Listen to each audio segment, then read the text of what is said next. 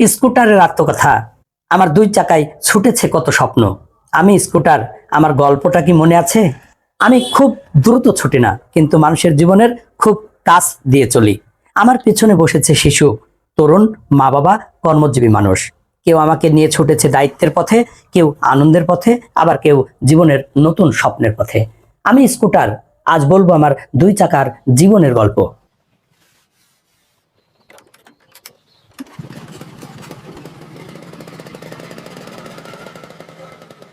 অনেকদিন পর আজ আবার আমার গায়ে হাত পড়েছে। ধুলো মুছে দেওয়া হয়েছে, চাবি ঘুরেছে, ইঞ্জিন একটু কেঁপে ওঠে, যেন বলল চলো অনেকদিন পর আবার পথ চলি। আর সেই মুহূর্তে আমার মনে পড়ে গেল পুরনো সব গল্প।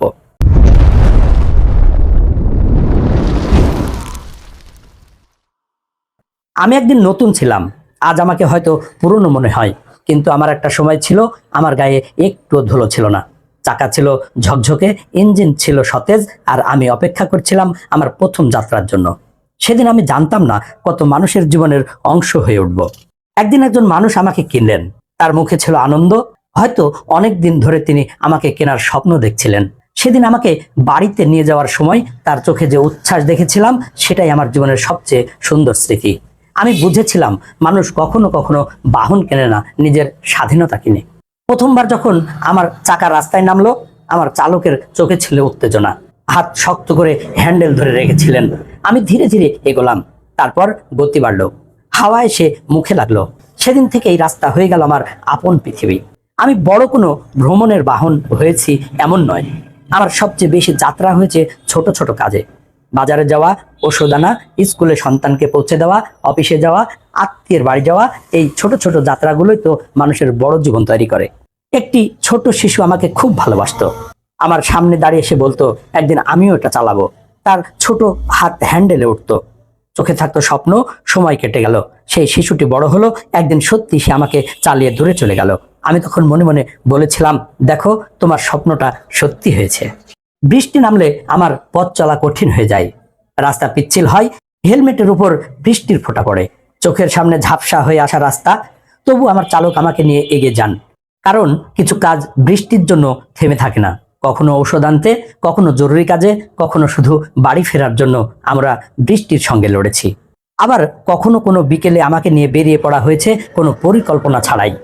রাস্তার পাশে চায়ের দোকান, পাশে সবুজ মাঠ, দূরে সূর্য ডুবেছে, কিছুক্ষণ থেমে থাকা, তারপর আবার বাড়ির পথে ফেরা। কত সাধারণ ছিল সেই দিনগুলো, কিন্তু আজ মনে হয় সেগুলোই ছিল আমার জীবনের সবচেয়ে সুন্দর দিন। কিন্তু সব গল্পের মতো আমার গল্পেও একদিন পরিবর্তন এসেছে। আমার চালকের জীবনে নতুন গাড়ি এসেছে, নতুন ব্যস্ততা এসেছে। আর আমি ধীরে ধীরে গ্যারেজের এক কোণে চলে গেলাম। প্রথম কয়েকদিন অপেক্ষা করতাম, ভাবতাম আজ হয়তো আবার আমাকে নিয়ে বের হবে। তারপর সপ্তাহ কেটে গেল, মাস কেটে গেল, আমার গায়ে ধুলো জমলো, কিন্তু আমি অপেক্ষা করা ছাড়িনি। কারণ আমি জানি মানুষ পুরনো জিনিসকে ভুলে যেতে পারে, পুরনো স্মৃতিকে নয়। আমার দাম আজ হয়তো আগের মতো নেই, কিন্তু আমার মূল্য সেটা নির্ভর করে মানুষের স্মৃতির উপর।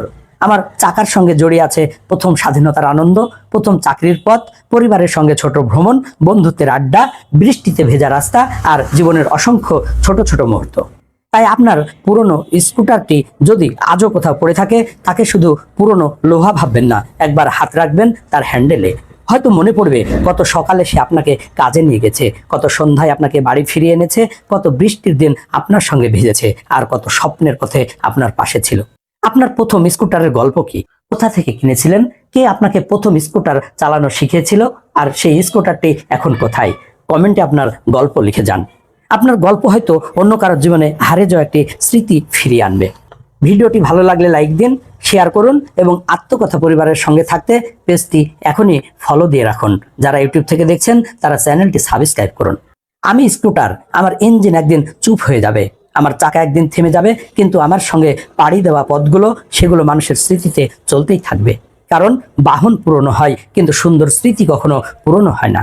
আমি স্কুটার, দুই চাকার ছোট্ট বাহন, কিন্তু কারো জীবনের এক বিশাল স্মৃতির অংশ। হয়তো আবার কোনো একদিন চাবি ঘুরবে, ইঞ্জিন জেগে উঠবে, আর আমি বলবো চলো আবার একটু পথ চলি। আবার দেখা হবে নতুন কোনো আত্মকথা নিয়ে। সে পর্যন্ত ভালো থাকুন, সুস্থ থাকুন, এবং নিরাপদে পথ চলুন। আল্লাহ হাফেজ।